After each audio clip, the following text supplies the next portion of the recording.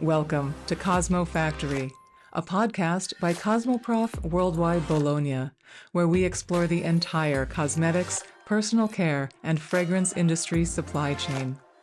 I'm your host, Deanna Utrusky, and here at CosmoFactory, we look beyond the trends to discover the ideas, initiatives, and innovations that are truly advancing beauty. Let's get started. This episode is about consumer-first merchandising. It's about increasing brand, retailer, and cultural appreciation of all things menopause. And it's about inspiring and incentivizing consumer goods industries, including beauty, to see, serve, and support the menopausal consumer. For this episode of the CosmoFactory podcast, I'm talking with Heather Jackson, CEO and co-founder of GenM. Heather, welcome to CosmoFactory. Well, thank you very much for having me. Let's start with some numbers. Heather, will you just remind us the size, the scope, the spending power of this menopausal consumer demographic? Absolutely no problems. And I think I'm in a good place to do that, being this CEO and co-founder of GenM, the menopause partner of brands and home of the MTIC, who actually are supporting the biggest retailers and brands to actually understand the audience that currently is out there of 15.5 million women in the UK, 75 million women in the USA, and 1 billion globally who will be in menopause at any one time of this time, up to a 15-year transition. And actually, these are the figures that we need to remember. That's 15 million, 75 million, 1 billion. But what do they represent? They represent 20% of the market share, 20%. And you look at the vegan audience, which is 3%, which is a life choice. You have it 20% over here. That is no life choice. Every woman will enter menopause. And yet, where's their signposting? Where's their customer development? Where's their customer experience and new product development? So if nothing else from this podcast, if any of the brands listening just make menopause the new vegan and look to respect that audience better, we'll get to a great start there. But let me give you some more stats as well, because 66% of women in menopause can't find what they're looking for. But yet the 48 signs of menopause, and yet most women can only name 3 to 5 of them. So this isn't just about brands helping them find products better, but also educate them to look for particular things as well. So it's a great opportunity here to serve an underserved audience, because 87% of women in menopause feel overlooked, let down, and underserved right now. Now, again, this is an opportunity to actually derive purposeful commercial growth if you understand this audience better. And that will bring societal change as well, because another couple of stats I want to really throw at you, but they are important to society, never mind just the beauty world. But right now, women in menopause, only 5% will say they feel confident, and only 2% are thriving. Now, in a world that we're talking to beauty experts and beauty suppliers and beauty brands, if we were really doing our job well, those stats won't be there. So there is a lot to be improved here, with 85% of women saying my menopause isn't that bad. It's the role of ourselves to actually take not that bad and make it better. I'm not calling out beauty brands to cure the menopause. I'm asking you to support and help women live a better lived experience of that transition time. Mm-hmm. No, thank you for that. And soon this company you lead, I believe, will be international. For now, it's best known in the UK. And we're I in would the UK, say, but give us 3 more months, we'll be announcing some global markets that we're coming to. So really exciting times. yes, that's fantastic. And I would say, too, that GenM is best known for the MTIC, which you mentioned, which is a sort of certification or seal that indicates a product is menopause friendly. I'm wondering if you can help us understand, what does menopause friendly mean? Well, menopause friendly means that actually what it says on the label, if you're in menopause, this is a product that actually has been certified as being able to help one of the signs of menopause. But actually, it's a trusted sign, because you know and I know in the world of beauty, the world of supplements, there's a lot of products out there that say what they do on the label but over-exaggerate. Now, actually, we cannot afford meno washing in this environment. This is a category we need to create those 20% market share. And actually, they need trust and efficacy and choice to actually live their best menopause. So the MTIC is a certificate of certification, and it's a shopping symbol as well. But any product that has passed the MTIC will actually have gone through a real rigorous criteria process with evidence-based claims, consumer trial, innovative technology. We have a compliance team who will absolutely work with the products to make sure that these products are doing what they say on the label. If they say they're for sleep, that actually they have enough of the ingredients and the right ingredients and the right quality to do what it says on the label. And if it's technology, it's the same. If they're claiming to be climate wicking or climate controlling or wicking, they have to prove that they can do that, because again, it's not good enough to say helps with sweats. It's there. So to even tighten this up even further, we work with the ASA as well. Any brand that's caught absolutely taking their advertising or the marketing claims beyond what they should do, will anyone in GenM and our collective with the MTIC will risk losing that MTIC, because me as a perimenopausal woman who couldn't find what she was looking for in this period of time, and so we've created this, haven't got time for men washing. I just want the right products. And actually, I do represent those 1 billion women who are time poor, absolutely fed up. And actually, this is the most inconvenient thing to happen to them in their life right now. We're busy. We've got our families, we've got our careers, we've got our aging parents possibly.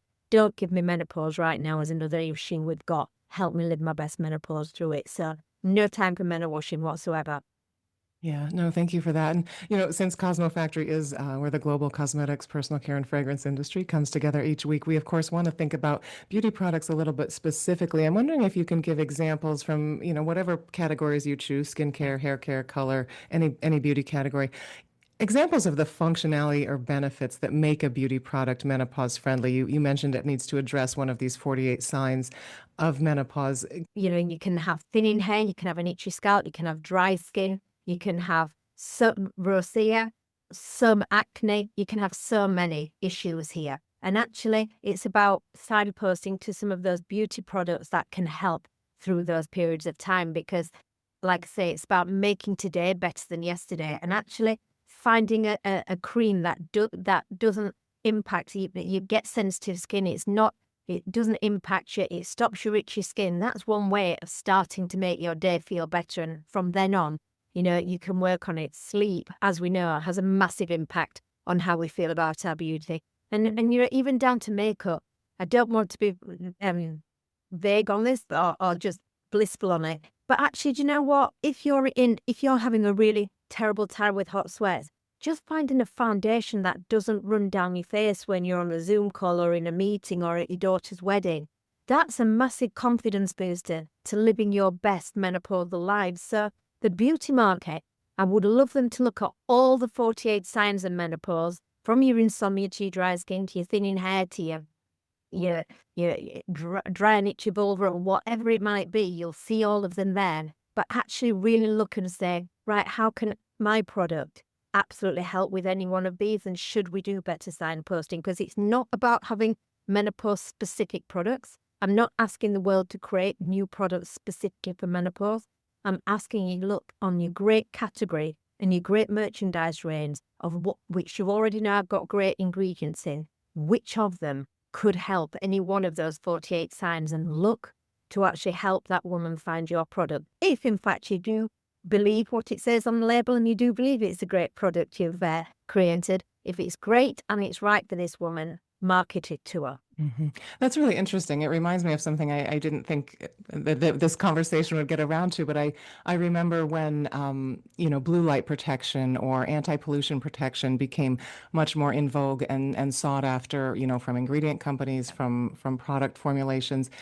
And a lot of the companies I spoke with were focused on figuring out how to test for those benefits, but oftentimes testing ingredients or products already in their portfolio, right? Does this UV protection product also work as a blue light protection product, right? So as you're suggesting, maybe not developing something new, but looking at the portfolio in a new way. New product development is essential in understanding this woman better, because actually we have been invisible for too long and we do need to be served better and understood. But equally, back to that product development, you know how long in the beauty world it takes to bring out a new product, to have it tested, to have it medicinally, scientifically tested, clinically tested, all that. Well, actually, we as women haven't got the time to wait. Menopause is now. It's not a trend. It's a forever market. So start by serving her well with what you've got. Hmm. And then as you get to know her better, create even better products that might be just be able to be used in menopause or might be even better to be used in all transitions of life, but you've improved the ingredients along the way. Thank you for that. I think we have a good understanding of what menopause friendly means, what it means in beauty in particular. I want to go back to numbers for just a minute because, of course, listeners are very much business professionals in many cases. If a beauty product has been designated as menopause friendly and it has this MTIC or certification displayed on the package or maybe the e-commerce page, do you have evidence that this impacts sales figures or category growth? Is there data you can point to? Absolutely, more than enough figures here. And our research and our Kantar research in the UK, based on the big retailers now, like Tesco, who are putting designated aisles into stores, designated space online and in store, are increasing penetration, the driving basket size, that the average uplift spend is going up, and actually they are showing an ownership of that audience, of that consumer.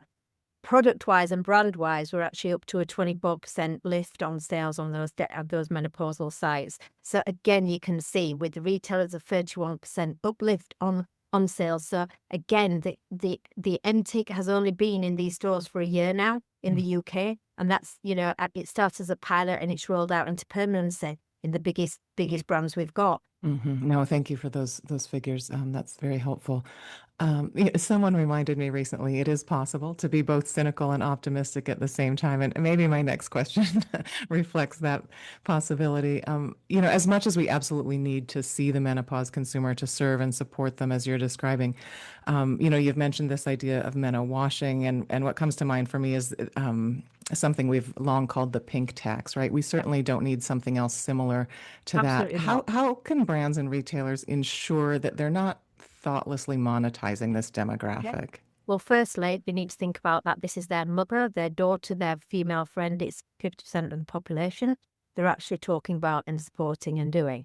So again, there isn't any place for this pink tax, but there is a place to understand this woman better and see her. So what I can suggest to brands and retailers is get in her shoes and live in her eyes. Actually go on the customer experience of this journey of this woman who's sleep deprived, anxious, overwrought, possibly got brain fog. See how you're delivering to her and think about how she feels and delivers to her on that, and do it purposefully and drive it purposefully. Your commercial growth will come, because doing the right thing is the right thing to do here. Don't do it because it's just going to drive that increased penetration and sales. Actually do it because the highest rate of relationship breakdowns is in this period. The highest rate of women leaving your workplace of the companies who were on that is in this period of time, and unfortunately the highest rate of suicide as well. So again, we all have a role to play in making the menopause experience better today than yesterday. I don't want the cynicism that brands are jumping on the bandwagon of this. I want the actual optimism and positivity that brands have the opportunity to change the rhetoric of menopause from fear to thrive, on how they market and how they sell, and if it's done trustedly. And right now, more women feel fearful about menopause than they did in 2020, because the rhetoric's being negative and all about the debilitating symptoms. And also, it's become it hasn't been very inclusive, because the average woman feels that actually menopause has become very wide, middle class and celebrity. Menopause impacts every social demographic, every ethnicity, every culture barrier, every age barrier. Menopause is there. So Yeah, no, thank you. Earlier this year, here on the CosmoFactory podcast, I spoke with Mallory Huron about beauty care for every generation. And during our conversation, she cited statistics on the menopause marketplace similar to those you've talked us through. When I asked her if she thought brands might be avoiding this opportunity for fear of alienating younger beauty consumers, she immediately said yes. She noted that despite progress, youth is still very much equated with beauty. And even today, it's often unthinkable to invest openly in aging consumers. I'm paraphrasing her remarks. Those aren't her no, exact words. by all means, it is something that we have to be concerned about. And when we first brought out the MTIG, many brands went, "Oh, we can't put it on our products because it will alienate." Well, obviously, menopause is a taboo. It's something that's a life transition, and we need to build a better education. So actually saying it will alienate, it's actually then we have to turn it back around, saying, how are you going to make it inclusive? How are you going to make your product actually have the MTIC, but have younger women going, wow, this is brilliant. This is a product that can actually see me through my life transitions. And actually, this is a great product that could be used for my mum or my best friend or anything else. So we turned it upside down, inside out, and said, do not look at alienating. Our research and now our strict research on the MTIC has shown now the MTIC on front package is not alienating younger audiences. It's empowering them. It's empowering them to understand more about menopause. It's empowering them to be better prepared for their menopausal journey. And it's empowering them to be better educated about it. I don't see a problem with that. And actually, if a brand is really, really, really wanting to actually do well by their younger audience, show them that you mean good for them for the rest of their lives. No, thank you. And we have talked a lot about the brand and retail side of things today. The beauty supply chain, though, certainly comes into this conversation. I remember it was back in 2020. I was still working as the editor of a trade media site called Cosmetics Design. And I remember writing about the launch of an ingredient called Feminage from Croda.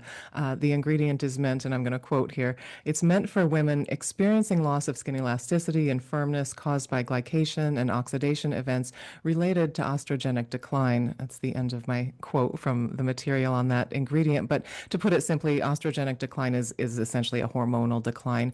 And I mention this cosmetic active because I believe you're working with ingredient suppliers. I think you've partnered in the nutritional supplement sector with IFF to certify a selection of that company's ingredients.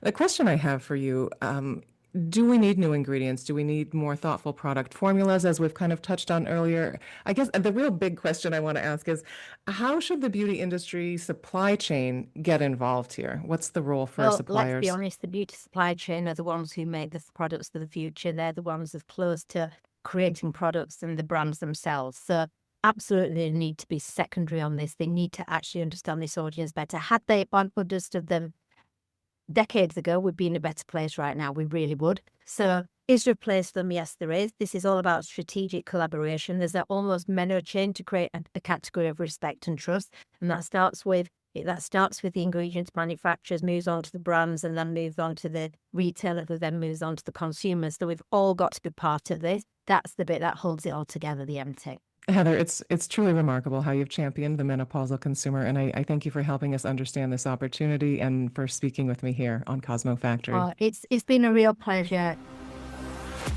Thank you so much for listening. If you find the CosmoFactory podcast useful, please take a moment to leave us a 5-star review and share your thoughts so even more cosmetic industry professionals can discover the CosmoFactory. I'm Deanna Utrusky. Please join me again next Tuesday for a new episode of the CosmoFactory podcast.